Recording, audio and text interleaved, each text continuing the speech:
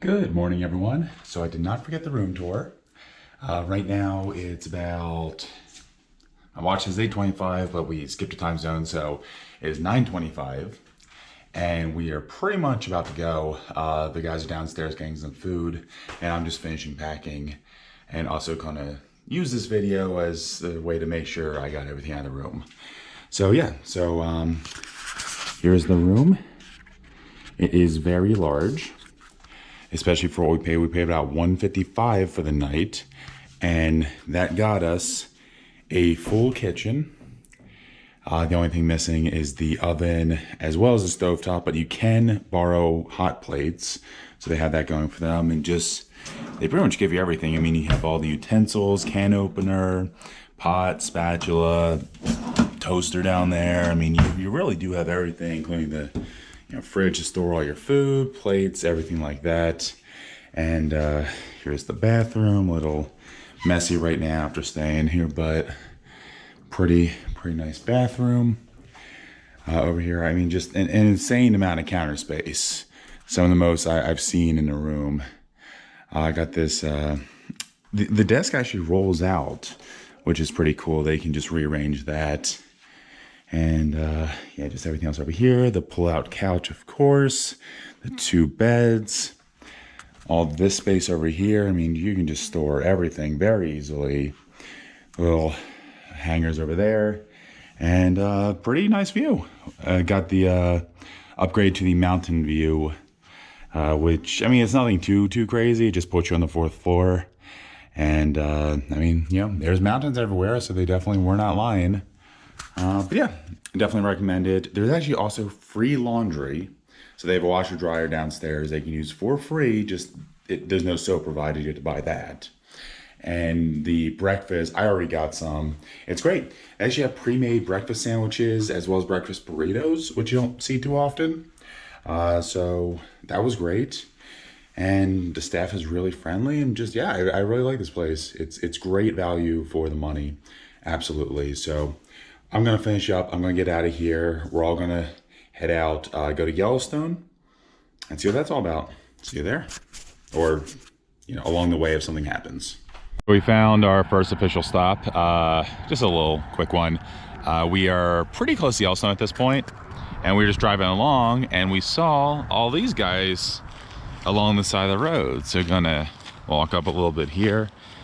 And I think they're wild. Probably. I mean, like, they're behind a gate, like the gate's open, and there's also more that are up in that area. But yeah, look at these guys. There's also grasshoppers everywhere. Okay, there's also like a ton of ants everywhere, so I'm gonna step away from that. But yes, there's grasshoppers everywhere. It looks like the grass is moving as you walk through it. But yeah, just look at these guys just chilling out here, just eating some grass, laying out, having fun, and obviously, beautiful scenic view. But yeah, we're almost to Yellowstone. We will be there shortly. So we are officially in Yellowstone, walking along this little path next to the river. We're on our way to find the hot springs, check them out. And what was really cool was when we came in, we said, hey, we already went to Glacier National Park and paid $35 for that. Is there any way that's valid here or anything like that? And the guy's like, no, but actually, what you should do is get an annual pass, because I can actually apply the $35 towards that, and you're actually going to save some money, especially if you plan on going to any other parks over the next year. So we're like, yeah, absolutely do that. And yeah, so that's a good tip. I mean, if you're going to do even just maybe like 2 of these parks, it's probably worth just investing in the annual pass, so you can go to any national park in the United States for free for a whole year. So yeah, that was really cool. And yeah, just trying to find those hot springs right now. It has started rain. It's just going to be in this area. So the weather for Yellowstone is clear right now, but that's not where we are, because Yellowstone is really big. So where we are right now, it's going to rain a lot. So hopefully we just kind of get in, do the hot springs, get out, and try to outrun the storm. So we'll see if that works. There's a ton of people up here, which tells me we found them. It's just kind of hard to believe, because it's like, that's the river there, and then there's just people sitting down there. But I do see steam coming off, so it must be the hot springs. So yeah, I wasn't expected to just be attached to the river, kind of just like part of the river, but yeah, let's see how it is. And just to give you an idea of where we're at the northern part of Yellowstone, because we came down from Helena. We're by Gardenier, something like that. That's the name of the little, it's a little tourist town that's just right to the north entrance. But yeah, these are right by it. I mean, we drove for maybe only like 5 minutes before stopping the car to walk about 10 minutes here. So let's go check them out. Okay, that was insane. So not sure if I'm gonna include where I just talked about this previously or not, but basically we went into Boiling River, which was a river that had some hot springs in it, and it was very difficult to get in. I mean, it basically, it was like the pretty strong current and like ice cold water, and then you had to walk across rocks to get to where the actual, you know, like hot springs were. And all the rocks were unstable, just absolutely destroyed my feet very hard. And finally got over to it, you know, kind of chilled there. It was very, very hot, and it was cool, it was enjoyable. But then a thunderstorm started while in there, so like very quickly had to try and get out, and there was no getting out of there quickly because now I was going against the current. So that was pretty difficult. And then as soon as I got out very quickly, you know, got my stuff, we started to go, and it started hailing. Look at this.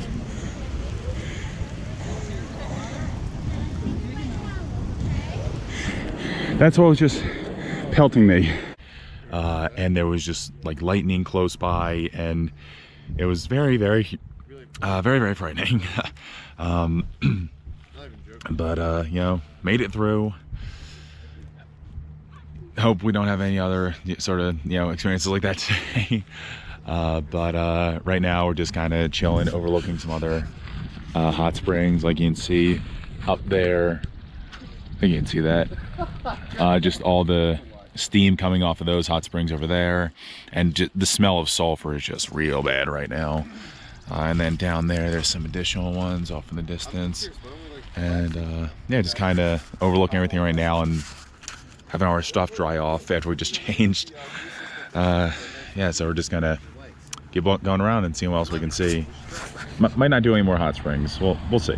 Just walking down this little boardwalk now, going down to these hot springs. These are not the kind that you actually, you know, go in and have a nice little bath. These are the ones that, you know, people die in, and are very acidic. It smells absolutely horrible because of the sulfur. And yeah, I don't think I want to be like those people that are just directly in the steam, because I feel like that smell won't come off for a week. But who knows, maybe we'll go over there. We'll see. So we walked right down to it. Here's a little hot water wolf scald sign, and it's a little terrifying that there's no guardrails here, and clearly the wood is being burnt actively by the heat coming off. But this is very cool, and very smelly, but this is very cool. And it doesn't look that bad. I mean, you know, walking through it, you're not really that much in the steam, but it's very just otherworldly. I've not seen anything anywhere close to this, but I'm also very nervous about being next to this with no guardrails. Okay, here we go through. It's really not as bad as it looked from our distance. Just a little bit of steam coming through, but Pat appears to be coughing in distance, so yeah, it's probably very, very smelly and not the best thing to breathe in. But wow, just crazy, like an alien landscape. Guys, this drive is incredible. Just stuff like this is just on the side of the road. Like, it's not even like a main thing that you're trying to get to. It's just, you just drive around stuff like this, and it's just absolutely crazy. This landscape's insane.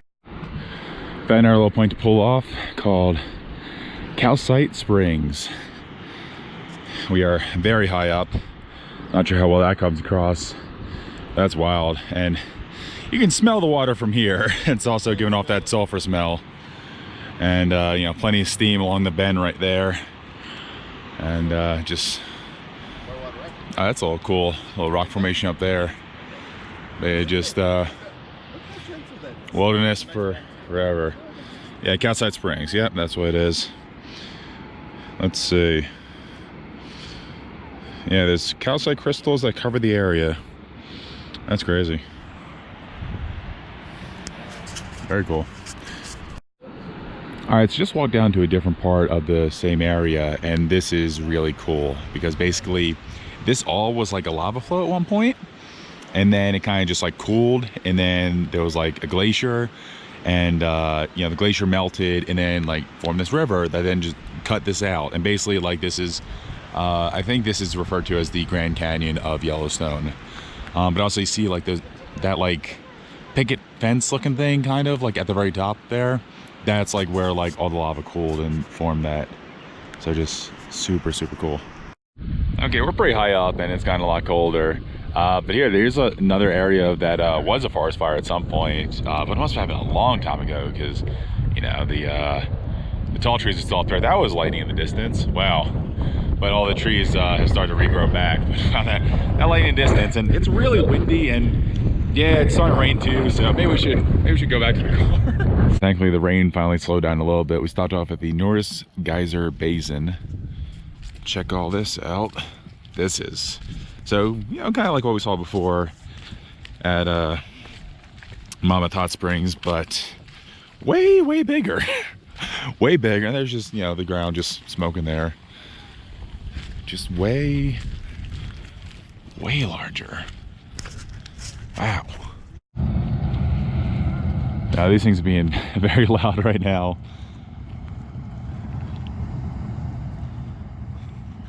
Just spraying everything up.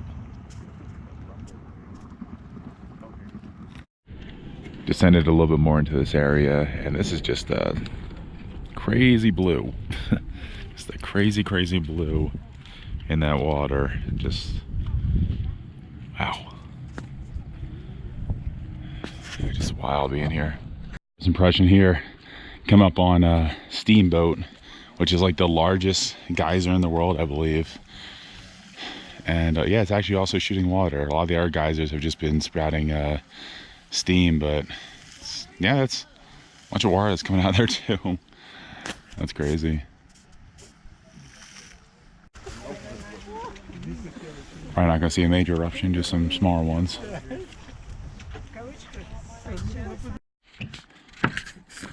So behind me in the distance, you can see Steamboat. Unfortunately, no major eruption, which we expected. The last one was about 7 days ago, but you know, some little minor ones while we wait around that just threw water up in the air, and it was impressive to watch. And right now we're going to go to Old Faithful. On the way back, just want to show off the little emerald lake right here. Let me see, let me get the exact name because I keep just saying the wrong names for basically everything. So just want to get it right. Emerald Spring. Emerald Spring, there you go. So yeah, very cool emerald color. And yeah, now we're off to go see Old Faithful, but there might be some other stuff along the way, so we'll see. Just riding along and you see Lower Geyser Basin in the distance. It's popping out from the field. Got a nice clear view of it. Wow, this is like the biggest field yet. So through the trees is Midway Geyser Basin with the Prismatic Spring, and there's a lot of people in that smoke. Wow, that's a lot of people looking at that. We have arrived at Old Faithful. Still have daylight. It's 7:40, so don't have much daylight, but we got to it, and it's a much different area here. It's a lot more, I mean, yeah, this is funny to say, but touristy. It's a lot more built up. Internet actually works here, actually have service here. And yeah, there's just a lot of stuff here as opposed to some of the other areas, obviously, because this is, you know, the moneymaker. This is where everyone comes for. And I don't know, I have no idea of like when the next eruption will be or anything like that. I'm gonna try and look it up, see if there's any way to tell. They basically say like that the only way to predict it is based off the last eruption, but the time between them are getting longer. So I guess we'll see if we can actually capture an eruption. Oh, it's crazy, guys, it's erupting. Oh my God. Oh wait, no. It's gonna take like an hour to erupt, So we're out of here. we can't stick around for an hour to watch it erupt. I can always come back if I really want to see it. That's our point. It's our trip to see it, because that's it. That'll be the end of the day basically. But we have one more hour of daylight left, and we gotta get down to Teton and see as much of it as possible, and hopefully not end up driving on some mountain roads at night while it's also raining or something. So we'll see how well that works out. But yeah, we're out of here. On to the next thing. A little disappointing news. Unfortunately, it's just not going to happen to make it to Grand Teton. So it's fine. I mean, you know, like right now it's 8:13. So we have maybe a half hour of daylight left, and it's gonna take like an hour to get to Grand Teton. So I figured, you know what? We skipped the Prismatic Spring on the way to to Old Faithful. So we figured, hey, let's just loop back and go check it out. But I have to say that this is a very intimidating walk to go up there. I mean, that is insane. So I am glad that we came back here to actually be able to check it out. So we'll check back in when we're in the thick of it. All right, so it's actually a one-way pedestrian path all around, and there are a few different things here. First of all, we have the Excelsior crater that was caused by Glacier Geyser. So that's it down there. We were just debating how dangerous it would probably be if you just fell off this, considering the danger signs in the fragile thermal area. And there's just a seagull walking over there, so that's probably fine. it's probably okay. I mean, obviously you might still burst through, but at least, you know, you're not going to burn your feet off or anything like that right here. We made it to the Grand Prismatic Spring, but it's just so steamy that you can't see anything. Like, you can't see the actual part of it, because apparently it's supposed to look like, you know, like rainbow water and everything like that. But I don't know, we're gonna try and see if we can get a better angle by going around. Yeah, I think this is the best it's gonna get. This is the edge of it up there, and you can like sort of make out the color, I guess. But I mean, it's just, you see, it's just so steamy that you can't really see the blue or all the other colors of it. Yeah, so this is what it normally is supposed to look like. It's just that I think it's a little too cold right now, so there's just a ton of steam, so you can't really make it out, but it's still very cool. It's still very cool to be here. So I think this is the opal pool, which, you know, should be an opal color. Again, steam might be clouding it a little bit, but you can definitely see it a lot better than the Grand Prismatic. But yeah, I think that's basically it. Actually, no, it looks like there is one more that's going to be coming up, so we'll see which one that is. Okay, yeah, so this is the last one, the turquoise pool. So yeah, it looks really nice. The colors look really nice. Not too hard to see. But yeah, so that's it for this little area. Just, this steam is just crazy coming out of the Excelsior crater, and obviously the Grand Prismatic as well. But yeah, I'm very happy that we came back and checked this out, even though it didn't exactly work out with the Grand Prismatic. I'm definitely happy that we came back and checked everything out. So I think the plan now is basically just head out, go grab some food on the way to Idaho Falls, and then just go there, check in the hotel, check out Idaho Falls, and see what happens. We made it to Idaho Falls, checked in at the Spring Hill Suites. Again, these are much nicer than the other ones. It's like it's brand new basically. I don't know how brand new, but it's new. And there's an insane amount of room in the suite. I'll show you a little bit later. Also, we stayed at Home 2 Suites last night. I don't know if I mentioned that before. That's where we stayed. And like, we're right here on the river in Idaho Falls. And there's the Idaho Falls, I guess. I don't know. It's some little like waterfalls there. But yeah, we're gonna go get Pizza Hut because that's one of the only things open right now. We gotta go because they're about to close. So, gonna go get that right now. So the guys are trying to sleep. It is now 12:50. We have another early morning tomorrow, of course. And I am recording this from inside the closet.